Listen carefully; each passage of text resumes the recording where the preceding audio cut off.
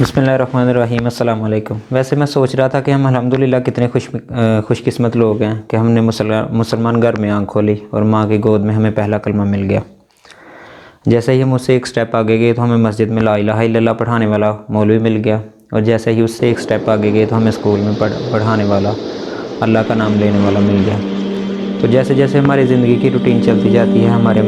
दुनिया के मामलात के साथ दीन के मामलात भी साथ साथ चलते जाते हैं, और जैसे जैसे मामलात हमारे दीन के चलते जाते हैं हम समझते जाते हैं, फिर उस पर अमल करने की भी कोशिश करते हैं। लेकिन जो बात मैं आप सब दोस्तों से करना चाह रहा था वो ये था कि खुदा ना खास्ता अगर हम किसी और मज़हब में पैदा होते तो जिस तरह की हमारी डेली रूटीन चल रही है सब लोगों की, चाहे कोई बिज़नेसमैन है, चाहे कोई किसी का जो है ना कोई जॉब करता है, किसी स्टूडेंट की लाइफ, किसी बच्चे की लाइफ, किसी हाउस वाइफ की लाइफ, या किसी की भी लाइफ, किसी के पास इतना वक्त नहीं है कि वो जो है ना मतलब कि किसी चीज़ को स्टडी कर सके, कुछ बुक्स का मुताला कर सके। हमारी लाइफ ऑलरेडी इतनी बिजी है, और उसके अलावा अगर हमारे पास कुछ आधा घंटा 2 घंटे टाइम होता है तो हम इस दौर में सोशल मीडिया की नज़र कर देते हैं। तो हमारे पास किसी के पास भी इतना वक्त नहीं है कि हम ये समझें कि अल्लाह ताला ने हमें क्यों पैदा किया, और ये कायनात का निज़ाम, ये सूरज का निकलना, ग़ुरूब होना, इंसान का पैदा होना, मर जाना, सेहतियाब होना, बीमार होना, बादलों का गरजना और बरसना, हवा का चलना, पानी का बह जाना, यानी कि ये जो कायनात का टोटल निज़ाम है जिसमें से मैंने चंद एक चीज़ें आपको गिनवाई हैं, ये क्यों बनाया गया और इसको बनाने के पीछे क्या वजह थी। और अगर हम खुदा न खास्ता किसी और मज़हब में पैदा होते हैं तो क्या हमारे पास इतना टाइम था कि हम इन चीज़ों को समझते कि ये कायनात का निज़ाम क्यों बना, इंसान को क्यों बनाया, इंसान को किसने बनाया। वमा खलक़तुल जिन्ना वल इंसा इल्ला लियअबुदून, बेशक अल्लाह ने इंसान और जिन्नों को अपनी इबादत के लिए पैदा किया है। लेकिन अगर हम खुदा न खास्ता किसी हिंदू के घर, ईसाई के घर, यहूदी के घर पैदा होते तो हमें कौन बताता कि इंसान को अल्लाह ताला ने अपनी इबादत के लिए पैदा किया।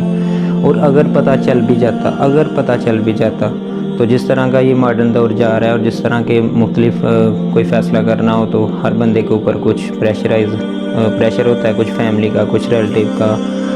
कुछ हर मुख्तलिफ़ किस्म के प्रेशर होते हैं। दुनिया में पता नहीं कितने ख्वाब इस वजह से टूट गए होंगे कि लोग क्या कहेंगे, ठीक है। कितनी जो है ख्वाहिशात जो है वो इंसान के जो है अंदर ही अंदर दब के मर जाती हैं कि लोग क्या कहेंगे अगर मैं ये काम करूँगा। तो अगर हम मुसलमानों के अलावा किसी और घर में पैदा होते तो क्या हम ये स्टेप ले सकते थे कि हम इस सारे मामलात को स्टडी करके, या हमारे पास इतना टाइम होता कि हम सारे मामलात को स्टडी करके इस नतीजे पर पहुँचते कि इस्लाम ही एक सच्चा मज़हब है, और फिर हम उस मज़हब को अपनाने के लिए क्या हम मुश्किलात को बर्दाश्त कर सकते थे। लोगों की तनकीद, लोगों के रवैये, रिश्तेदारों को छोड़ना, सारे मामलात हम बर्दाश्त कर सकते थे। लेकिन अल्हम्दुलिल्लाह हमें कहीं भी ऐसी सिचुएशन फ़ेस करने की ज़रूरत नहीं पड़ी है। जैसे ही हमने आँख खोली माँ की गोद में हमें कलमा मिल गया, और बाकी आपको मैंने बताया, फिर मस्जिद, फिर स्कूल,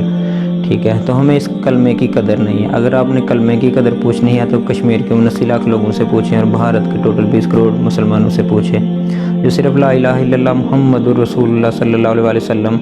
पढ़ने की वजह से जो है जिन पर जुल्म किया जाता है। आप तालिबान से पूछे जो अल्लाह का निज़ाम नाफिज करना चाहते थे और वहाँ पर 2-3 दफ़ा जंग मुसल्लत कर देगी। आप शाम में जाकर पूछें, या फ़लस्तीन के लोगों से पूछें जिन पर जुल्म और सितम हो रहे हैं। हमें तो इस कलमे की कदर नहीं है, क्योंकि हमें कोई भी मेहनत किए बगैर,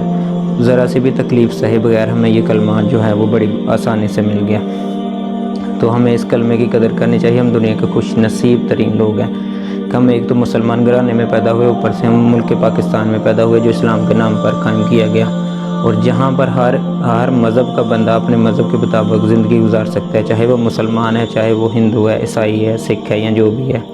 तो हमें इस चीज़ को समझते हुए इस चीज़ की कदर करनी चाहिए कि अल्लाह ने हमें मुसलमान घर में पैदा किया है, तो हमारे भी कुछ फ़राइज़ बनते हैं कि अल्लाह ने जिस काम के लिए कहा है वो किया जाए, और जिस काम से रोका है उससे रुका जाए। तो एट द एंड मैं यही कहना चाहूँगा, you are watching my YouTube channel Salahuddin Pendo, please don't forget to subscribe and like and share. Thank you.